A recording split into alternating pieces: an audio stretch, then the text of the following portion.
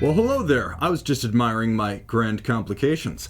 Welcome to Watches Live, the only show we film right here on Watchbox Reviews.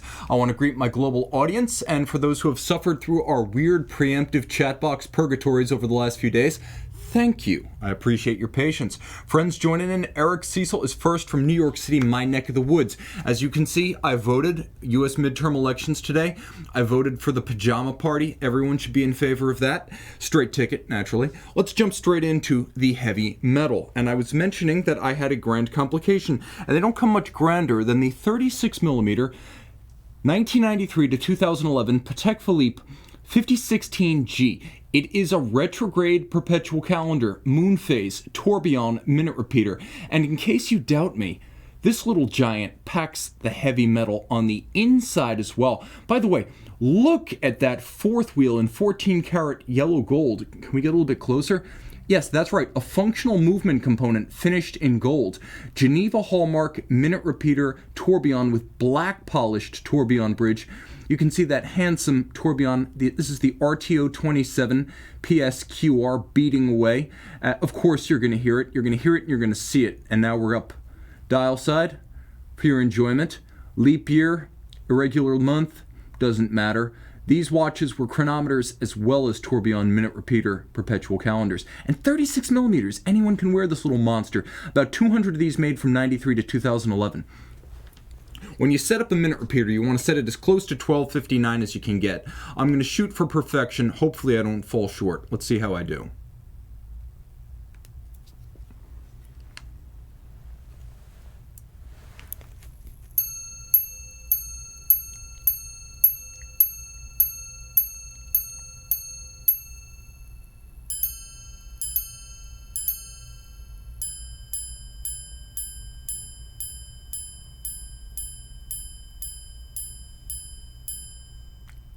Nailed it. Okay, guys, so now I know you want to see what you just heard. I'm going to do my best to let you see it and hear it. You're going to see the chimes striking the gongs on the case back. Gongs and hammers, by the way, both black polished.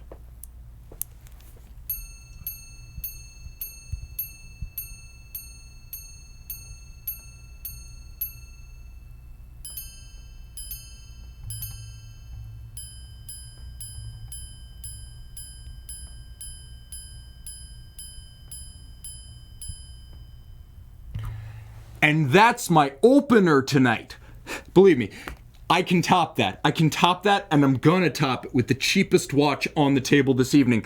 But I want to remind everyone that my friend Claudio is attending our live chat. He is down in the boutique. We are actually on the third floor of our Center City, Walnut Street, Philadelphia location, and every watch here, including that one, will be available for you to try on your wrist in Tim's Corner here at Walnut Street, Philadelphia. They're gonna be here all week. Stop by, say hi. Jumping into the new flavor of the month, and perhaps the most surprising late-year mid-cycle release.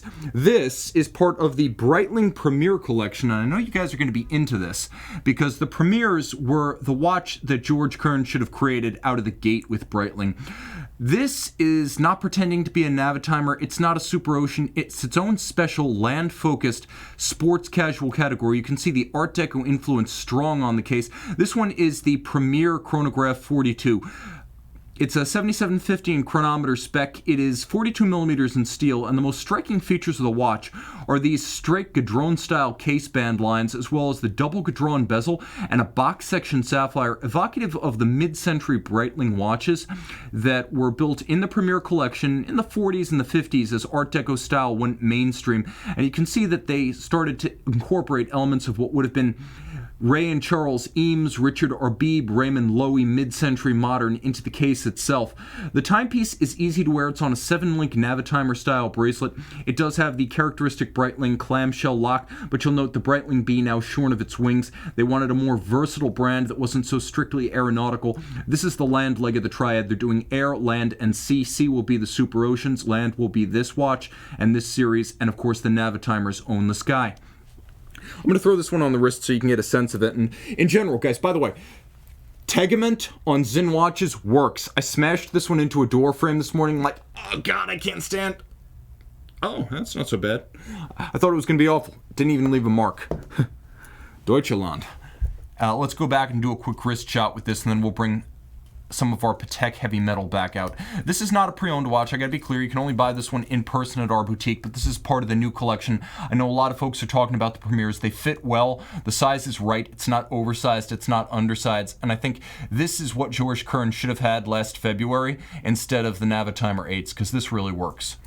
Okay, now jumping back to the Pateks, another watch that was new for this year, back at Basel, the Patek Philippe Calatrava Pilot Travel Time, now in rose gold. Originally a 2015 model year launch, there was a lot of controversy, questions about whether Patek should even be making this kind of watch.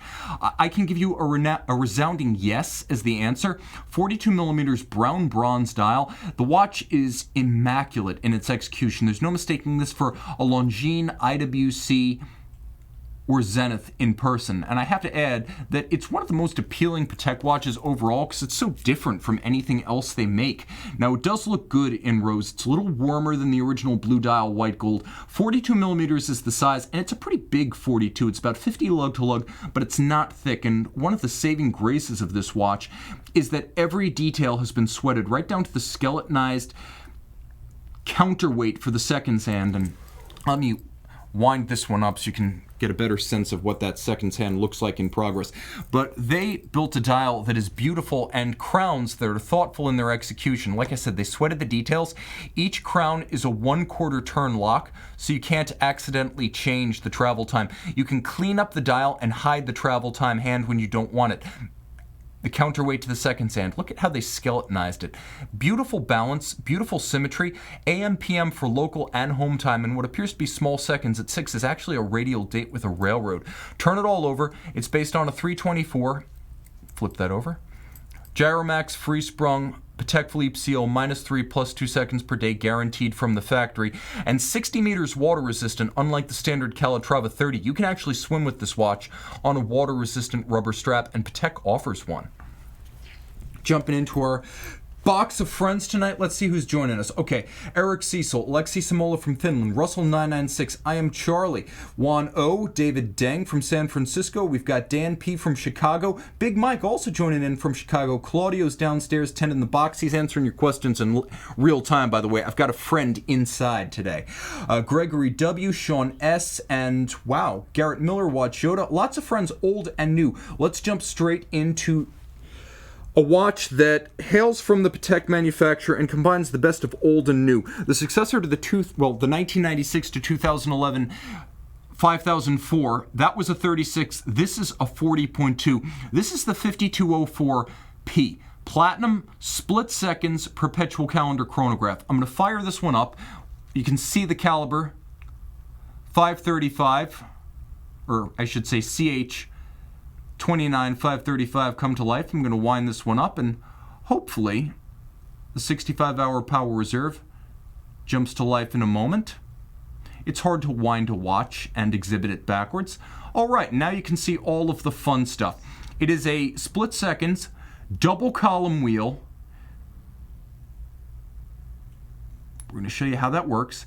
The nice thing about a lateral clutch manual wind chronograph is that you can see everything. So here's the basic hardware. There's a primary column wheel that's black polished. It interacts with the lateral clutch, which uniquely is fully jeweled. These usually use bushings, no expense spared here. Now you can see that primary clutch moving away from and into contact with the center wheel, which contains the split seconds apparatus. Now there's a second column wheel over on top of what would conventionally be the minute jumper, and that's the chronograph bridge buried under there. But there's a second column wheel, and you can see as I activate the split seconds functionality, that second column wheel controls the rattrapant system.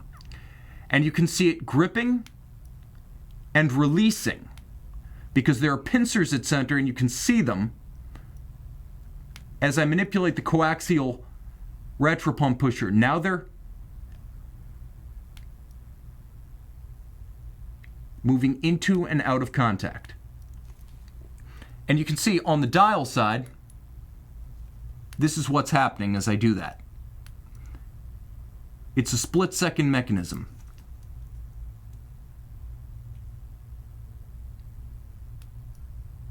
You see how it releases and then restarts? You can see it turning very slowly. It's gripped, and now the top wheel is frozen. There's another one turning underneath it. That's how the split-second mechanism works. Now turn it over, We stop everything, reverse it again, and when you reset, the recentering hammers fall on the heart cams that are buried under that mechanism. And it looks just like that when it happens. 65-hour power reserve. This one even includes the hacking seconds that we seek and value on modern Patek movements because it's still so rare. Almost 500 pieces in that movement and a jungle with incredible three-dimensional depth, everything finished to the highest standard. There's a reason why this watch, adjusted in 6 positions, is guaranteed to -3 + 2 seconds per day. And by the way, the dial, fully loomed. This is a practical watch, an everyday watch, and I'm going to throw it on the wrist. I lost my center display up there. Okay, and you can see it's not a huge watch, though 40.2, it's only about 47 millimeters lug to lug. So this is actually a fairly low-key watch. If someone doesn't know what he's looking at, it's not going to invite any questions or unwanted attention. This is really a stealth bomber. All right, jumping straight in. What's the water resistance on that Patek Philippe? 30 meters, but as I've often said, if you're going to swim with that, I don't know if we can be friends. Point of advice, jumping straight into an entirely different take on horology, a smaller brand, a guy who looks like a physical, I don't know, I would say he looks somewhere between young Mark Hamill and old Mark Hamill, but he's Stepan Sarpent-Ava of Helsinki, Finland, and this is the Sarpent-Ava Corona K3 Red Moon. So what is it? It's a 42 millimeter watch with a remarkably distinctive case form. It quite literally looks like the sun, containing the image of the moon. And if you're wondering whose face that is, well, that's the man himself. Now, the watch is powered by a Soprod A10 movement, and the quickset has been reconfigured for the 29.5-day moon phase quickset system. So both of the moons are red gold, both of them are crafted by hand, and if you think he looks a little bit stern, you need to see a picture of the guy. That's actually his resting face. This is him happy. Skeletonized, relatively open dial. You can see the moons underneath and you can see the base plate. Flip it all over and you can see the same treatment applied to the back. A highly skeletonized titanium PV coated winding mass. You will note another red gold mass and a red gold moon. And all of this in a watch that's only 45 millimeters lug to lug because the strap is cleverly sunken into a revetment in the case flank. So it's almost like there's a little garage for the strap to duck into the side of the case and make this 42 millimeter watch wear as though it were a 36. Even the crown is a thoughtfully crafted piece. These watches are made to order. There is no inventory, so to find one in the wild like this is quite a find and a rarity to boot. This is one of the most minimalist watches he offers, and it's his signature complication, the moon phase. We're talking dozens, not hundreds per year. Jumping straight into another take on independent horology, and this is going to take us into the dress watch phase of tonight's program. Laurent Ferrier. Back in 2013, they launched the Gallet Micro Rotor, and in 2015, they launched the Gallet Micro Rotor Square. Stainless steel, so you're paying for horology, not for precious metal. It's a 41 millimeter cushion case that looks like the more refined counterpart of a Panerai, and it's a minimalist dial in the strictest sense. The only print is Swiss and Laurent Ferrier. The opposite of a Rolex, it is a gold-toned sunburst with white gold tri-indices and white gold assegai or spear-shaped hands at center, crosshair sub-seconds countersunk, and a onion-style crown. The entirety of the case, which is rounded like a pebble in a stream, hence Gallet, you could see that although it's a square, it's not a square, in the same sense that an Audemars Piguet Royal Oak is not an octagon. It's more complex than that, and the complexity ratchets up to 11 on the case back caliber FBN 229, immaculately hand-finished, 6-position adjusted. Note 1, 2, 3, 4, 5 interior angles, black polished and skeletonized half bridge, black polished bridge for the ratchet and pawl winding system, 3-day power reserve, double direct impulse escapement, unlubricated like etched nickel phosphorus escape wheels, and a silicon alternator. It's a modern wristwatch-specific adaptation of the Breguet natural escapement. Very precise, 21.6 big slow beat, 35 jewels, and you can see those gleaming edges of every bridge, of every jewel sync, of every individual component hand-finished to the highest degree. There's mirrored anglage, there's perfect Côte de Genève aligned across bridges, there's an engine turning below the micro rotor. The micro rotor itself thoughtfully designed with a jeweled staff and pawl system, so it is utterly silent on the wrist. You could be forgiven for thinking you're not wearing an automatic watch. Exotic escapement, exotic finish, ultra slim automatic, and minimalist on the front. That's my kind of dress watch. And again, it's steel. By the way, this one on a full clasp. Not every Laurent Ferrier comes with a full deployant clasp, so this one was optionally equipped with the deployant at the factory. Okay, Alexi saying we had a connection failure. Are we back on? Guys, let me know if we're back on. Get out of the John Boy. Sorry to be late. That's okay. We forgive Edward Ledden of Sweden. He's actually a fan of Sarpent-Ava. Lots of friends in here. Anthony Lamb, Ludi L., Dr. P, and Garrett Miller. Guys, from far flung and close, welcome to the show. We're talking about dress watches now, so we go from Geneva to Saxony and the town of Glashütte. And right here, a wonderfully minimalist, again, deceptively simple dress watch from Lange Saxonia, Saxonia automatic. This one less than 8 millimeters thick. It's almost a knife edge on the wrist, but for a very traditional case band with a vertical aspect, alternating satin and polish. Very slim, very simple until you turn it over, and then you realize caliber Lange L86 is a monster. Automatic winding, immaculately hand finished, and one of the most exotic rotors you'll ever encounter. It has a solid gold rotor and then a platinum mass, the two joined together by fired blued screws. The attention to detail runneth over with this one. 3-day power reserve, automatic winding, hand engraved half bridge, black polished swan's neck. There's both black polished and blued screws on this movement. 3/4 style bridge for the automatic system, Glashütte stripes, and of course German silver, the nickel copper zinc golden hued unplated alloy used for the bridges and the plates. This is a watch that shocks when you flip and pleases when you don't. This is an all-arounder that I happen to love. A great take on a blue dial that doesn't feel like a modern cliche. Lange was smart not to go with something too cloying. I think this blue will stand the test of time. That said, it might not be the most intriguing blue on the table this evening, as Jaeger-LeCoultre's most impressive 2018 debut was not a Polaris revival. It was a Reverso, and a simple one. This was the star of the JLC booth at SIHH. It's the Reverso Tribute Small Seconds with a chameleon dial. I can tell you, in the studio, when you expose it to yellow light, this dial turns Teletubby purple. From other angles, and when you turn it away from the yellow light, it becomes sunburst blue. I wish I could fully express how blue this dial is. The only thing I can give you for comparison is this Fagliano designed strap. That blue matches the dial in conventional light. In the studio light, which is heavily yellow tinted, this dial turns a straight purple, and that was the surprise engineered into this dial by JLC. This watch is 27 millimeters across, 45 millimeters lug to lug, and it features the new Reverso case base, which is a sunburst rather than the old engine turning, and the new Reverso case profile, new since 2016, that features a cambered case back rather than a flat case back, so this one fits better. Pull tab spring bars, the better to easily remove your Fagliano designed strap without tools, and you can even remove the deployant clasp using the new JLC buckle system that has a push button release, so you can take off the strap and the clasp without tools. A very clever watch with a properly shaped and sized manufacturer caliber 822. This is my favorite new JLC, and judging from the folks, I apologize for that finger oil, but this is a down and dirty show, but this was everyone's favorite JLC. Of the JLC purists, and I count myself one, at the show this year, this was the star, not the Polaris. Oh, right. Jumping straight in. Mark S. Tim, do you miss your JLC Reverso Grand Tie?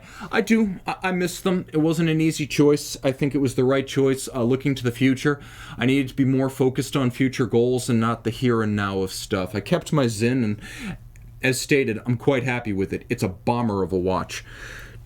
But there will be a time for collecting once more.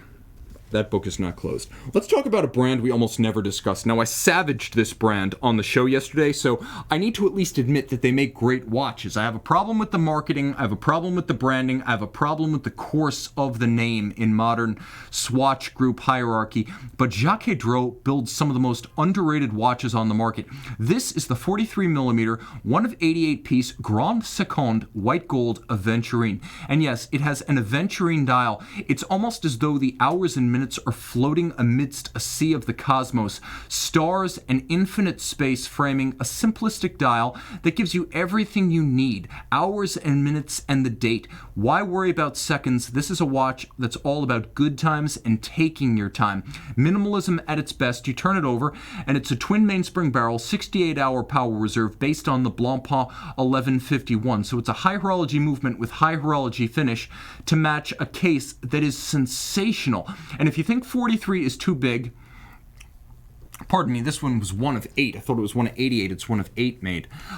If you think the case is too big, take a quick look at it on my wrist. The lugs are short cropped, 16 centimeter circumference wrist. You could absolutely wear this one with style, security, and handsome proportion. Big is the look, but if you're going to go big, this is as good as big gets. If bigger is better, that's a winning watch. Jumping straight back to the inventory on the table. Okay, we went hyper modern with Jacques Droz. That is a very avant-garde style. Let's talk about vintage, and let's talk about two of the best vintage re-editions. Not tribute watches properly. These are re-editions, as close as you can get with modern materials to the original. Now, properly speaking, one is called a tribute. In my right hand, the Jaeger-LeCoultre Tribute to Deep Sea, 2011 model year, 1 millimeter larger than the E857 from 1959 that inspired it. This was the first diving alarm courtesy of JLC back in the day, and this watch, complete with plexiglass crystal, 40.5 millimeters, is a 959-piece limited edition tribute to that original. In my left hand, Blancpain Tribute to MIL Spec, the MIL Spec 1 of 1958. That watch was 40 millimeters. This watch is 40 millimeters. Everything from the original moisture indicator, and this is a functional moisture indicator on the dial. If both sides turn dark, water has ingressed into the watch. And of course the printed dial, true to history, but both of these watches are mechanically upgraded. The JLC with a manufacturer caliber 956 that you're going to hear, an automatic alarm caliber, free sprung, tough, 45-hour reserve, hacking seconds. The Blancpain, twin mainspring barrels, high horology, silicon hairspring, free sprung, 4-day power reserve. We're going to sound off with the JLC and then show you these watches on the wrist. 500 of the Blancpain, 959 of the JLC with the European dial. There were 359 made with the American LeCoultre signed dial, and 3 special red-centered pieces made for charity. All right, any Memovox had better be able to wake you up, and this watch certainly qualifies. You're going to need the resonance from a dresser because this one's designed to resonate underwater, not above.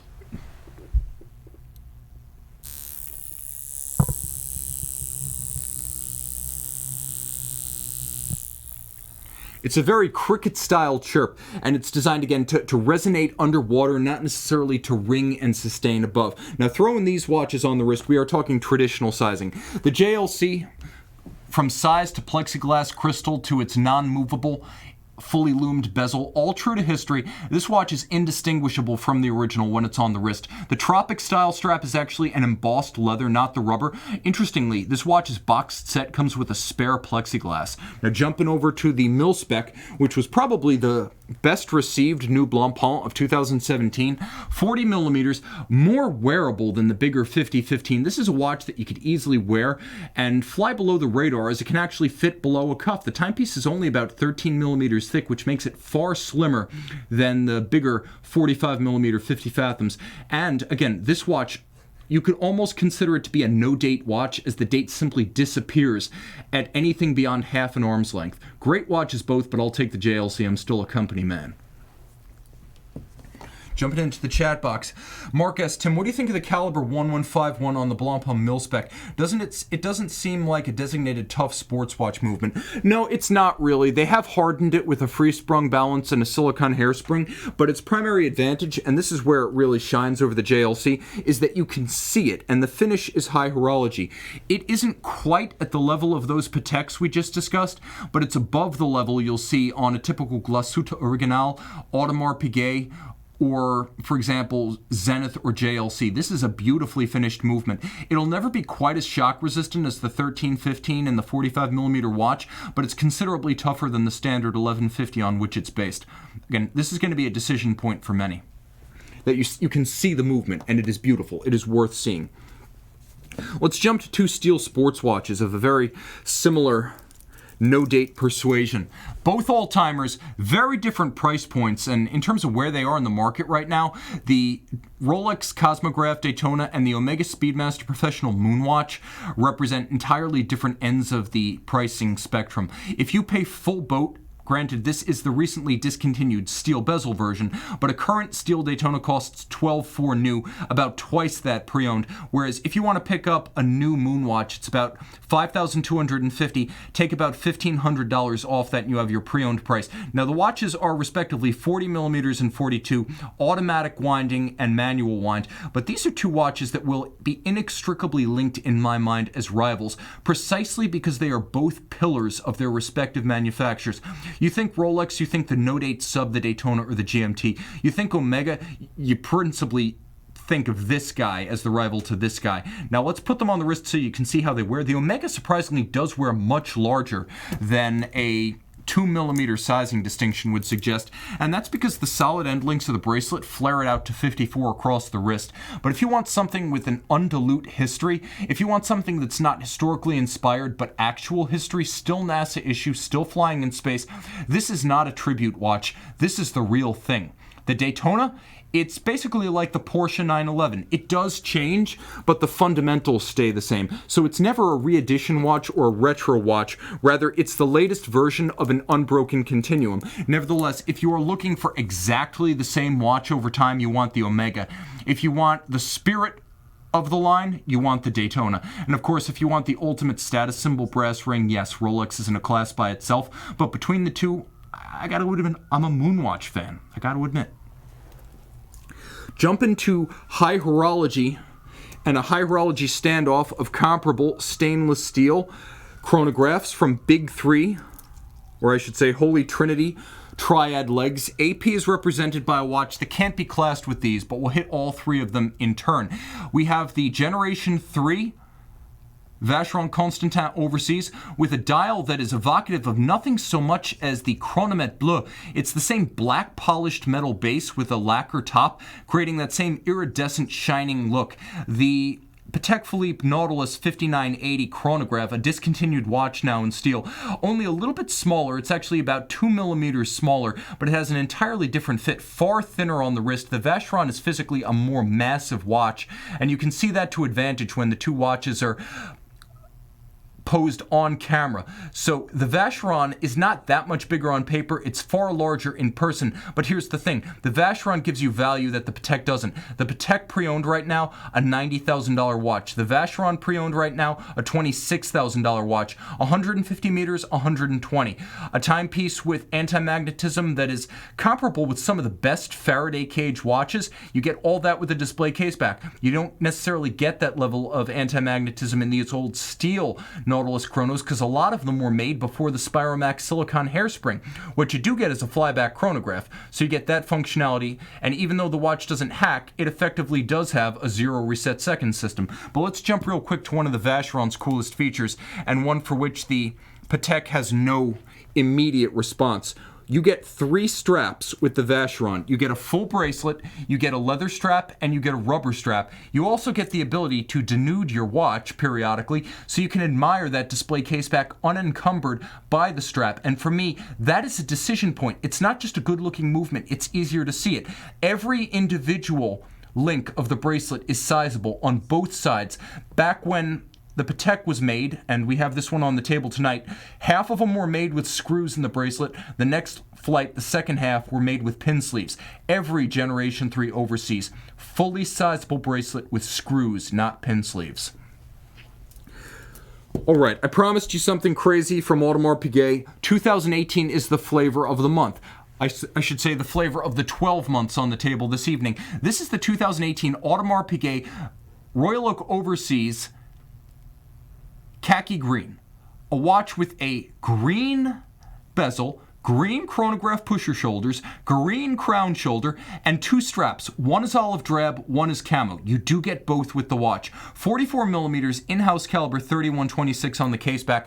In my opinion, this is what the Richard Mille Sylvester Stallone RM2501 should have been. This is paramilitary pajama party with a wink, a nod, and a willingness to laugh at itself. It's well done, whereas the Richard Mille is just a cartoon and a caricature of itself. I particularly like the khaki style dial with the rehaut and the depth. This watch has a nuance to it that the RM does not have. Always doing outrageous, but doing outrageous with good manners, that's AP. Finally, I promised you the craziest watch on the table would also be the most affordable. And in that vein, I'm going to give you a ball. Yes, a ball Engineer II Magneto S. Launched in 2014, this watch incorporates two interesting technologies. One is spring lock, which is effectively a sandwich structure around the hairspring that allows you to play tennis, golf, or batting with the watch. And yes, Ball claims as much. The other crazy thing, they have a mu metal molybdenum, copper, iron, nickel alloy that is retractable. It has an iris-style system. Turning the bezel, you can actually open or close the anti-magnetic shield around the movement, so you can decide whether you see the chronometer caliber in its entirety or choose to shield it up to 80,000 amperes per meter, which, not coincidentally, is MIL Gauss, 1,000 Gauss. Spring lock for shock, 100 meters water resistant, the spectacular MB&F HM6 killing iris system that looks way Stargate. This is an objectively awesome watch for $2,000. A chronometer, anti-magnetic, water resistant, and all of the dial is loomed by self-activating tritium tracers. 42 millimeters in stainless steel. It's even a versatile and wearable watch. I love this thing. And again, for $2,000, you cannot beat that for theater. Friends, folks, far-flung and near, thank you so much. Happy Election Day. Be well. I appreciate everyone who tuned in, everyone who got up early or stayed up late. Remember, you can see all of these watches at our Walnut Street location. AP, duck down. Get down in the foxhole, military watch. You can see all of these watches at our Walnut Street location in Center City, Philadelphia. They're all going to be here all week, even the Grand Comps. We want you to try them on. We want you to get acquainted. We want you to hear the repeater in person. Thank you so much. Thank you to my crew. Time out, Tim out, and thanks for logging on.